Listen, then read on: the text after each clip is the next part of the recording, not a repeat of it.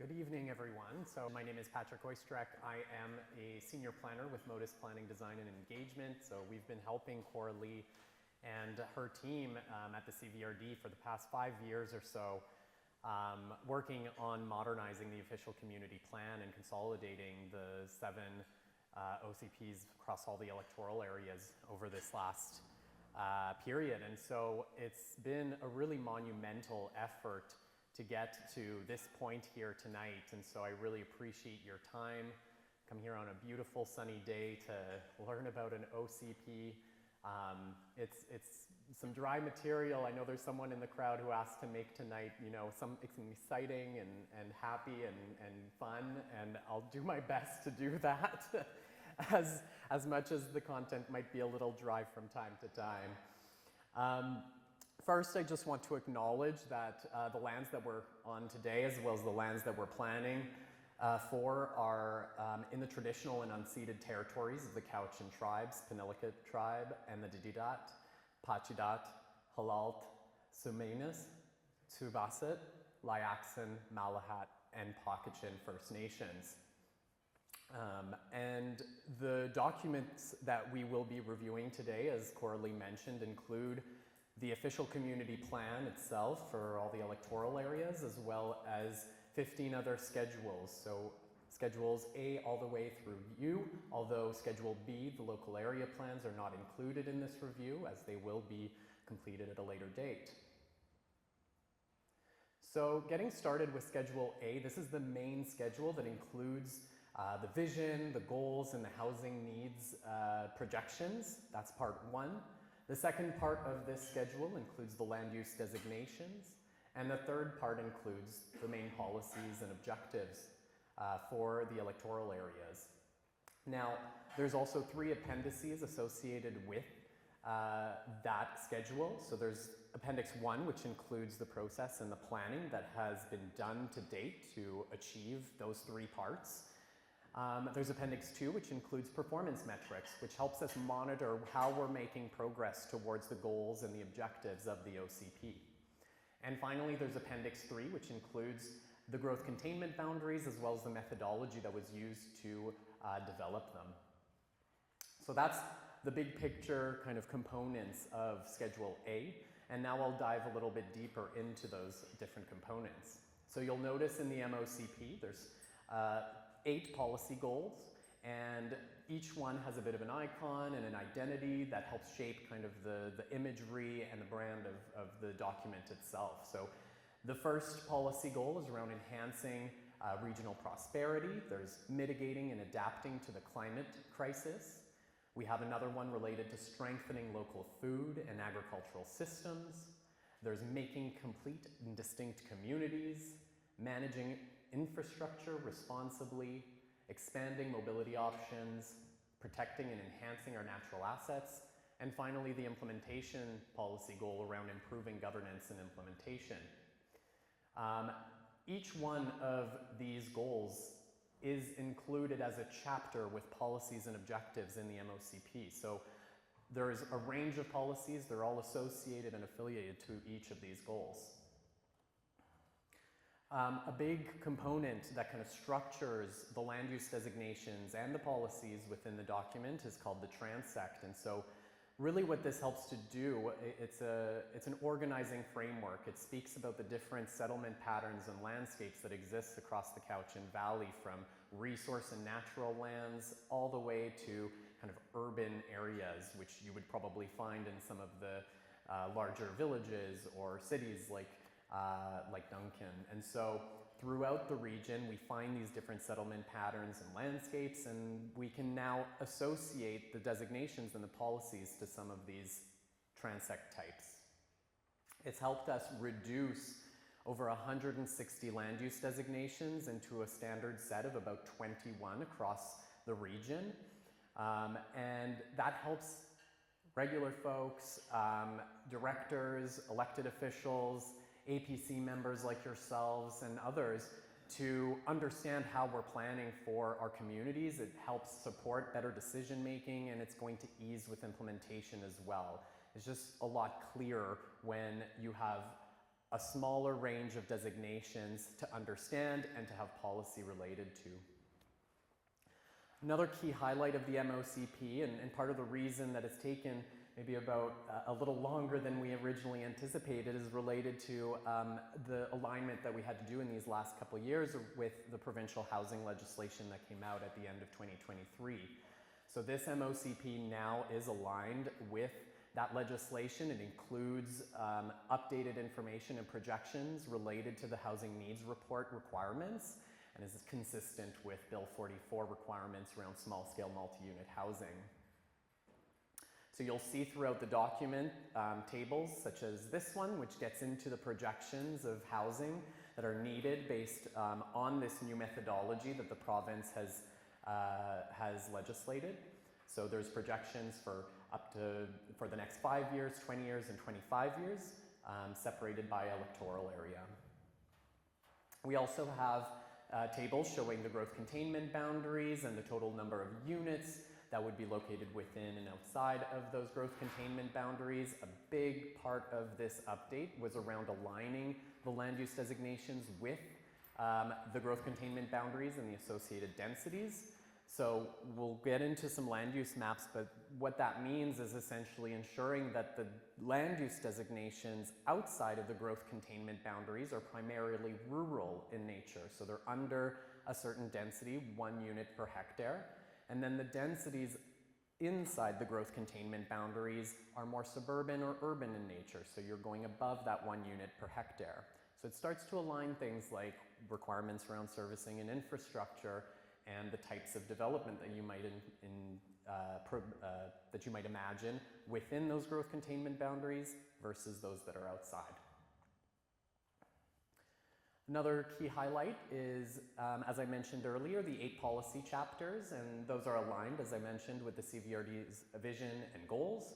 Now, each policy chapter is structured in a very similar way. It starts off with an introduction, introducing the topic area. Then it gets into the challenges that the CVRD is facing in relation to that topic area. So for instance, in terms of strengthening local food and agricultural systems, we might speak about some of the challenges related to food security, some of the challenges in relation to growing food as opposed to other types of agricultural products. So all of those things are placed into that kind of challenges section of the policy chapter. Then we have objectives, and those objectives speak to elements that the local government, or the regional district in this case, doesn't quite have jurisdiction in, but would like to influence decisions being made at that provincial level or in other ministries, other levels of government. Then we have the policies, and those are the ones that really will influence the way land use and development occurs in the future in a very tangible way on the ground. Beyond those policy chapters, we've also included a new implementation chapter, which starts to align the CVRD's policies with the corporate strategic plan, and it really looks to strengthen and connect some of the relationships that the CVRD has with member municipalities, First Nations, and other levels of government through that kind of collaborative framework of governance. And it speaks also to the types of planning instruments that need to be updated so that they align with the MOCP, and the ones that may need to be added or created as a result of trying to achieve and implement the vision and goals of it as well.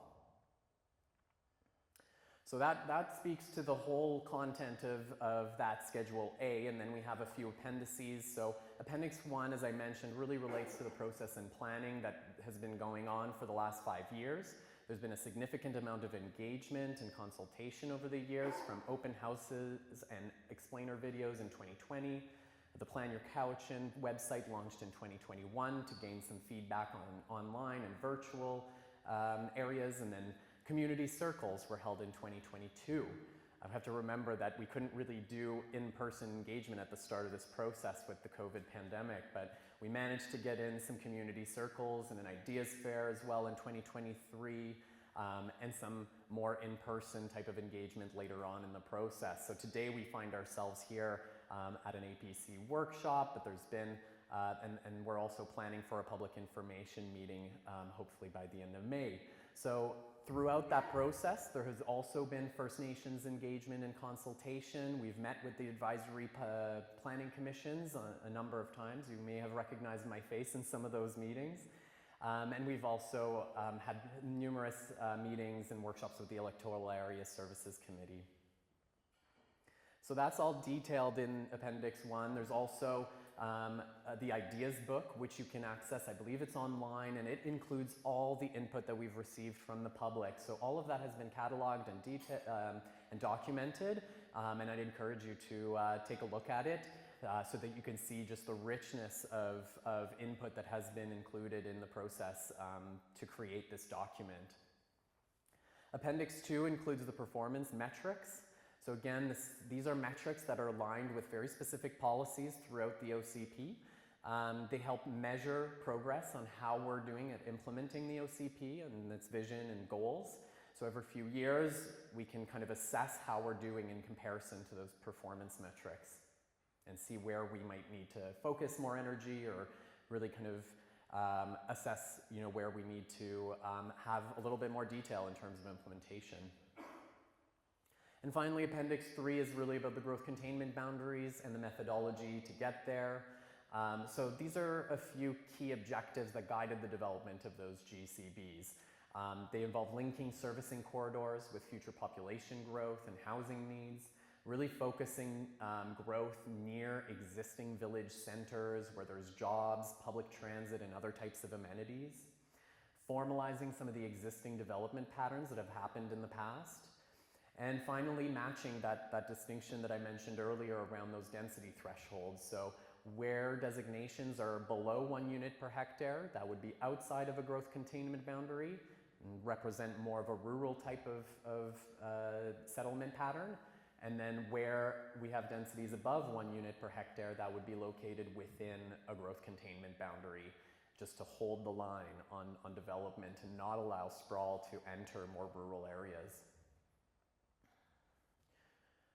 Some of the key changes for some of you who have seen the OCP in the past and its various iterations, some of the key changes over the last year that we've made is updates to the housing needs report projections. So the tables and the policies now reflect those new projections as we've used the new provincial methodology. There's the growth containment boundaries, which have been refined.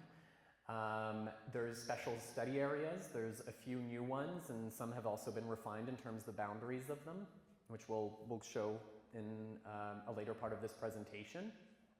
A few land use designations have been refined as well. Many of these refinements have been housekeeping kind of edits and changes. Given the vast geography of the CVRD, it's hard to get every property right, but I think we've come a long way, and I think the maps are looking great, as you can see in the room today.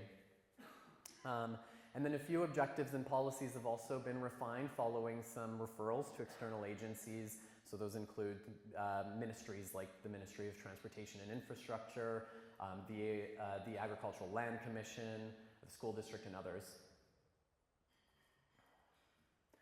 I'll just move on to the next schedule. So Schedule C is related to the development permit areas and their designations and justifications. So there's 5 different types of development areas in this MOCP and 10 DPAs in total. So the types, there's 4 related to the protection of natural environment. Those include riparian, environmentally sensitive areas, marine uplands, and foreshore protection, as well as aquifer protection. There's protection of development from hazardous conditions, so including wildfires, floodplains, and slope stability. We have protection of farming practice, so these include things like agricultural buffers against other types of development. And then we have form and character development permit guidelines. These include areas that are to be developed for intensive residential uses, multi-unit apartments as an example, or townhouses, and then commercial and mixed-use development, as well as industrial development. And finally, DPA 10 relates to energy and water conservation and GHG emissions reduction. So that's the final of the DPA areas. Now, there's quite a few maps in the OCP across the 13 map schedules. They include over 257 map sheets, and that seems like a lot to go over.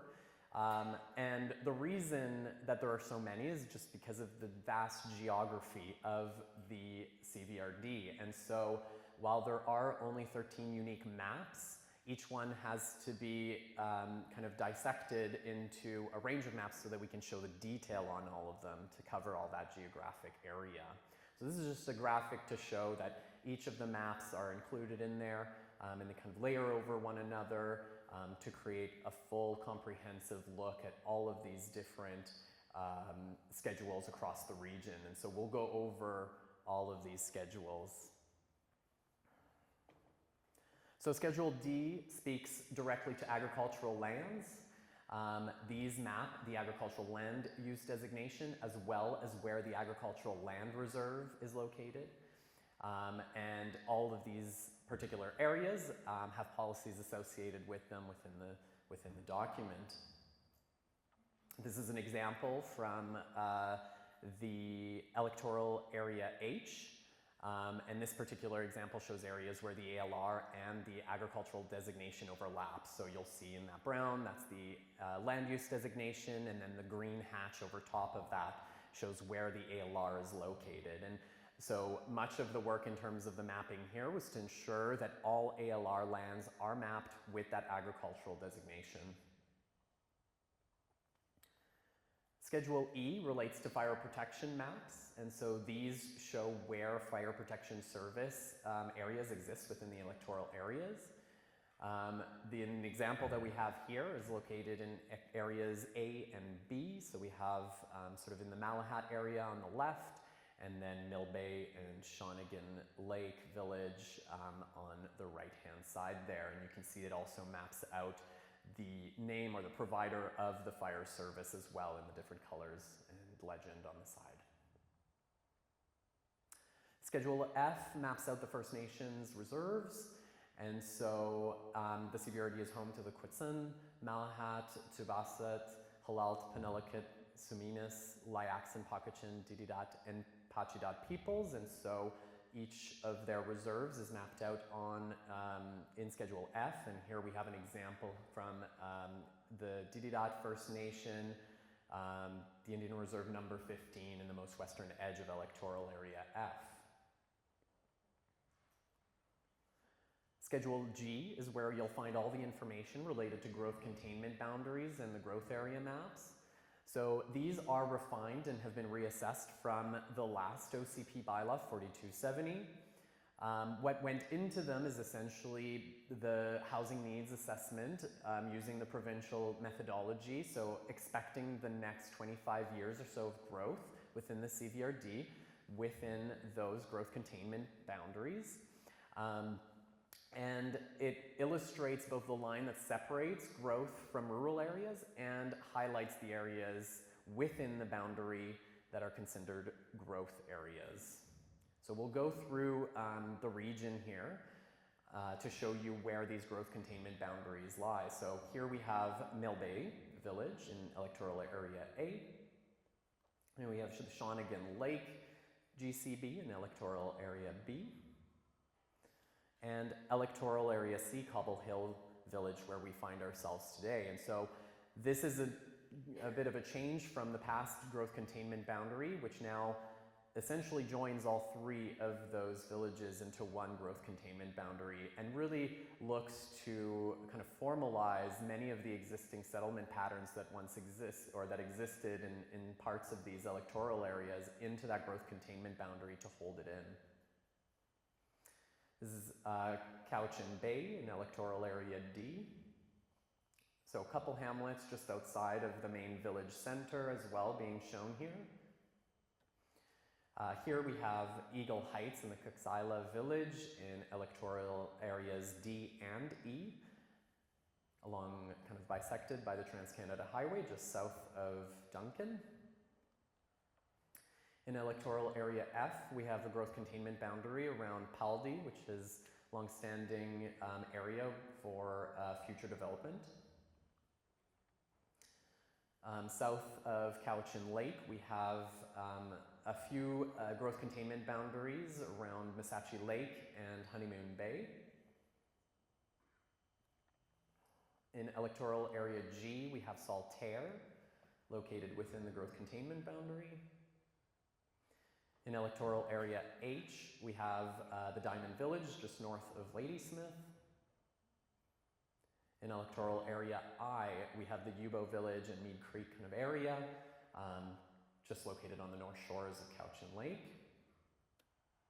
And that is the extent of the growth containment boundaries. So Schedule H then brings us into heritage designations. And so there's 3 heritage designated sites: the Kings at Lyme Kiln, the Cowichan Bay Lawn Tennis Club, and the Fairbridge Chapel and School.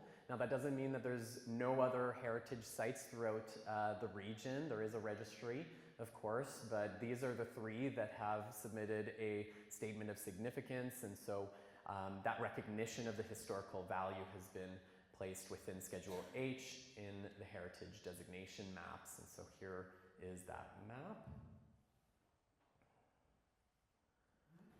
We have Schedule J, which includes sand and gravel deposits, and so this is a requirement from the Local Government Act to identify all the sand and gravel deposits. And so these include records that show sand and gravel deposits in electoral areas A, B, C, D, E, F, and I. So this is the map showing those specific sand and gravel deposits across electoral area E and D, and I believe C as well. Then we have Schedule L, and these are the land use designations. So this is a really important part of the schedules. It essentially assigns every property with a land use designation, and those land use designations and their policies are detailed in the MOCP. As you can see, the map that shows the whole region, it's really hard to see the detail. It looks primarily gray, and that gray represents the forestry designation that covers the large majority of the region. But once we dive into the kind of the smaller parts where the villages and where the settlements are, we get to see a richer kind of tapestry of land use designations, which we'll kind of dive into over the next few maps here. The land use designation maps were developed in consultation with the public, the APCs, First Nations, electoral area directors, and other levels of government. It also included a lot of work at translating those 160 plus designations into a set of 21.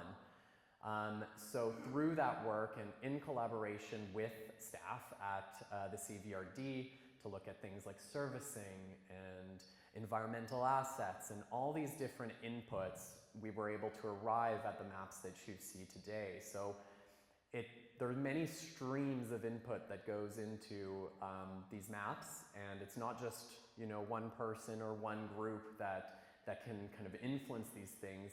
It's a very complex process, and so we'll run through a few of the maps. This is an example of electoral area A right in the Mill Bay Village, showing kind of some of the more densely populated and densely designated lands, noting the village core designation along the Stonebridge lands here in that darker brown.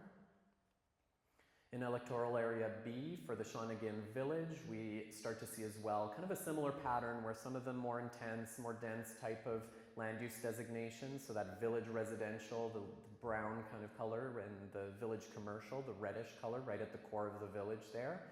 You'll notice how the gradient of color starts to fade as you kind of extend out beyond the village core towards more suburban type of designations. So the medium lot suburban surrounding the village, and then the large lot suburban kind of on the outer fringe of Shawnigan Lake Village.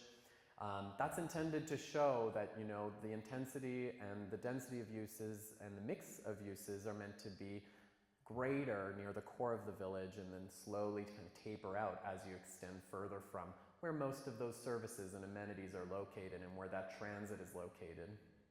And that's a similar pattern that you'll see across most of the villages, like in electoral area C, where we are located today, in Cobble Hill Village, where many of those kind of commercial and those village core services are located where we are today. And then extending out, you start seeing kind of some more suburban type of patterns and out beyond the Trans-Canada Highway into that kind of large lot suburban designation. Here we have Cowichan Bay Village, electoral area D. So you see that village core designation kind of in the few blocks right up against the water, where you start seeing a little bit of multi-unit townhouses and apartments.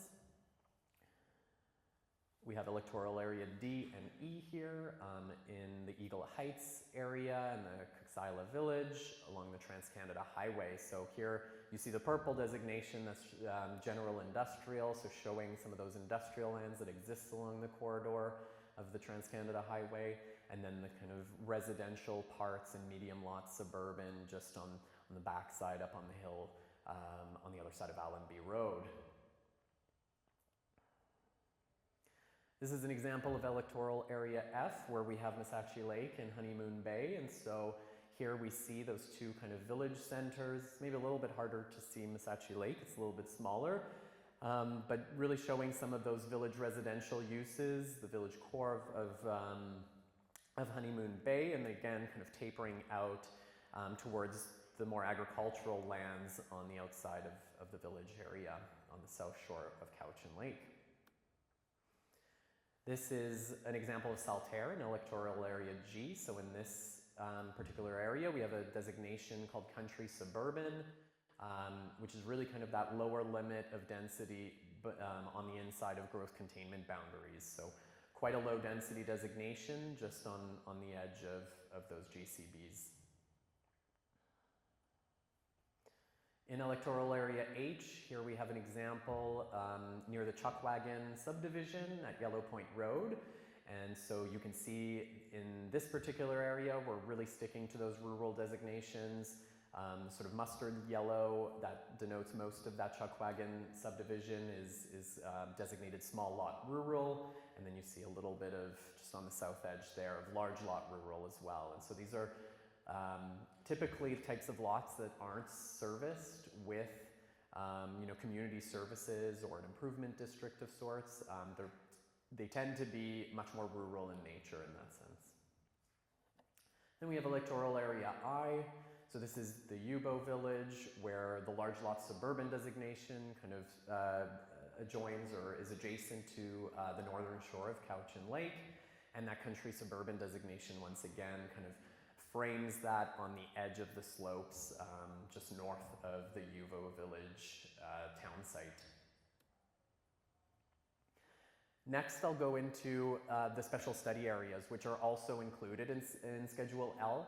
Now, there's three different types of special study areas. There's infrastructure and servicing, and these are areas that are typically located outside of growth containment boundaries, but require some form of infrastructure or servicing strategy. So in this case, what you see here is along the Malahat, and so in the Bamberton area. So this has an infrastructure and servicing overlay for special study areas, and so these are lands that the Malahat First Nation has indicated to us that they have an interest in developing some of these lands. However, it would require some level of infrastructure and servicing studies to understand how we can actually develop that. There's a second type of special study area. It's called comprehensive development, and so this is for large or multiple sites that require a coordinated level of development to really achieve the goals of the OCP and the land use designations that it might envision for the future. And so I believe this is an example of one here on the Benchlands in electoral area A, so just south of Mill Bay Village here. This is a large site. Again, if there were to be an application for development in this area, there would be all sorts of requirements to fulfill as a result of wanting to develop something that is serving the community and is providing benefits to the community. A third type of special study area is parks and open space, and I'll have an example of that one in a few slides. This is a special study area for Central Mill Bay. Again, there are some challenges related to water servicing in this area, and so with the level of development and densities that could be expected here, there's a desire to really want to work amongst all the property owners in the area, as well as Brentwood School, to ensure that there's sustainable servicing in this area for years to come. Similarly with the Stonebridge lands, ensuring that there's a comprehensive development plan along these large sites, that we're thinking about things like environmental protection, parks and trails, and all sorts of other components that make a development really comprehensive and livable and healthy and good for the natural environment.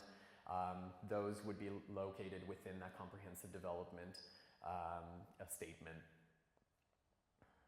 This is an example in Shawnigan Village where we have a new parks and open spaces special study area. So it's a piece of land that is right next to really the village core of Shawnigan Lake.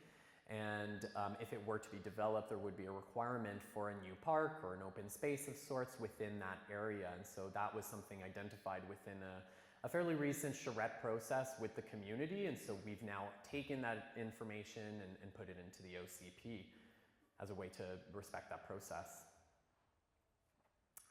Another example in electoral area B is an infrastructure and servicing special study area for the small lot rural properties that sort of align Shawnigan Lake along the southern shores, east and west shores of the lake.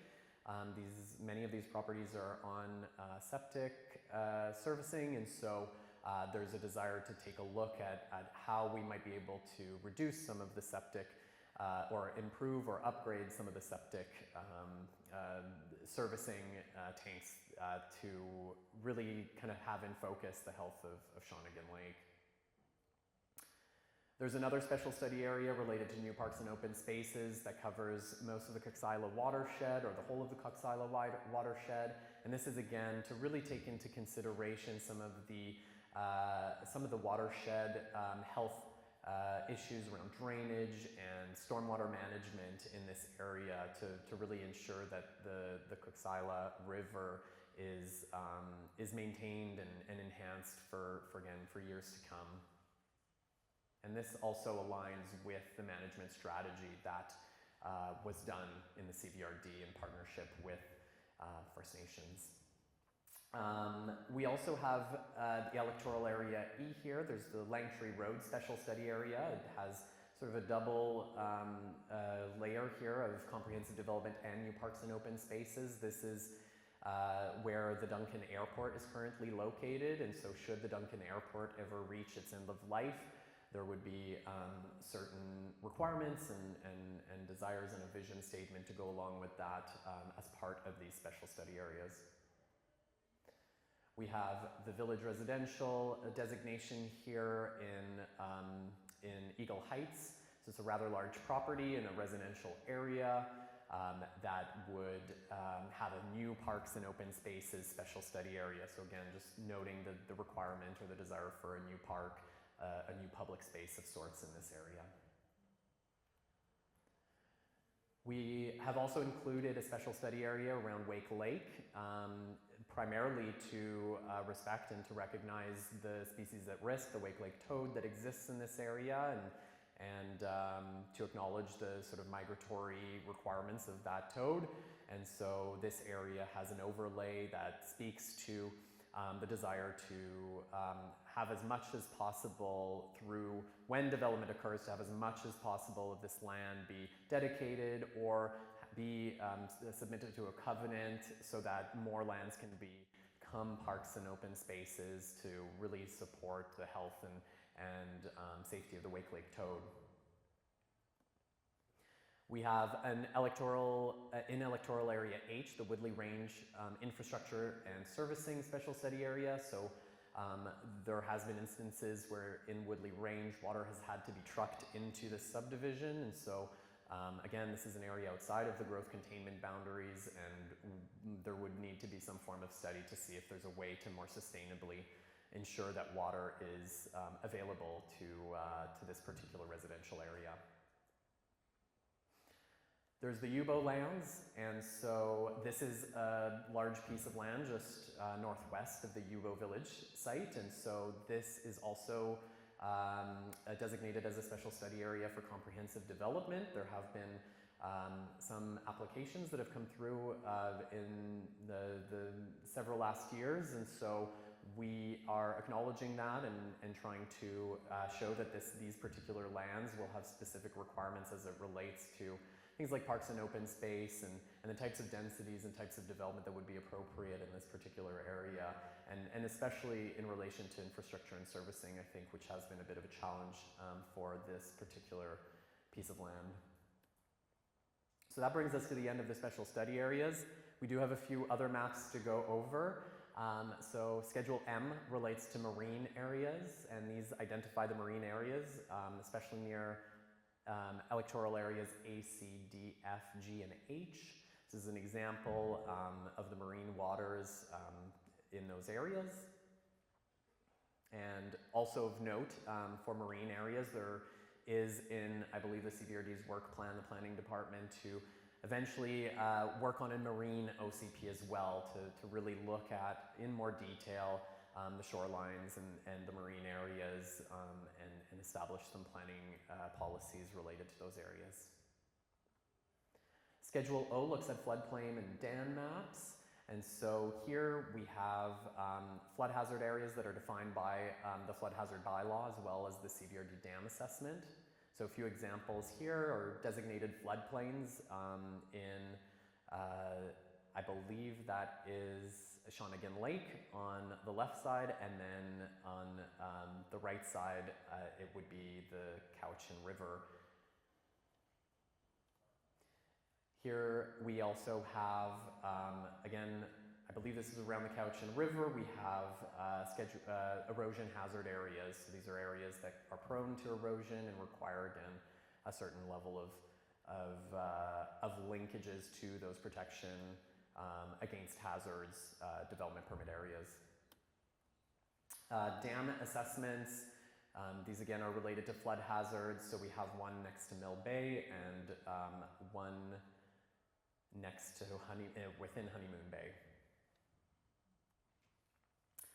Schedule P maps out terrestrial parks. And so these are parks that are either owned or managed by the CVRD. In the sort of salmon color or orange, it's kind of the color of my shirt. These are recreation areas. So an example here in electoral area C of Cobble Hill, the Cobble Hill Mountain Regional Recreation Area, as well as in green some of the terrestrial parks. So Quarry Nature Park is an example of that.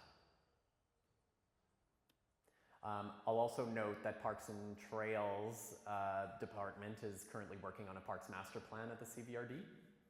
So that's another component that will likely emerge after the adoption of the MOCP. Schedule LS starts to map out service areas. So it shows existing water and sewer service areas, including CVRD systems, private systems, and improvement districts. So each one is mapped and labeled from across the region. So this is an example in electoral area C, Cobble Hill here, where we have 3 different types of systems within the electoral area. So a CVRD water system in pink, an improvement district water system in blue, and a private water system in that brown color. Schedule T starts to look at major roads and transportation systems. So this is primarily data that's been given to us through MOTI and obtained through the GOBC data catalog. And so we have an example here. Major roads are essentially are classified through one all the way through 5 based on daily traffic averages. So those are vehicles by day. And an example here in Cobble Hill, electoral area C, is some of those major roads that exist within the plan area mapped in that orange line. We also have Schedule U. I mentioned the development permit area maps earlier. These are all located, the maps themselves, in Schedule U. And so, as I mentioned, there's 5 categories, everything from protecting the natural environment to reducing greenhouse gas emissions, so on. And those DPA designations and justifications, it's important to note, are located in Schedule C. So the maps are in Schedule U, but the designations and the justifications guidelines are in Schedule C. So an example here, we have two of them. There's riparian area protection, which essentially covers the majority of the region, if not the whole region, in DPA 1. And then we have DPA 2, environmentally sensitive areas protection for the Honeymoon Bay property environmental overview assessment. So this is an ESA area that would have a certain requirement in relation to DPAs. And the map on the right also details the Western Toad DPA in Area E as well.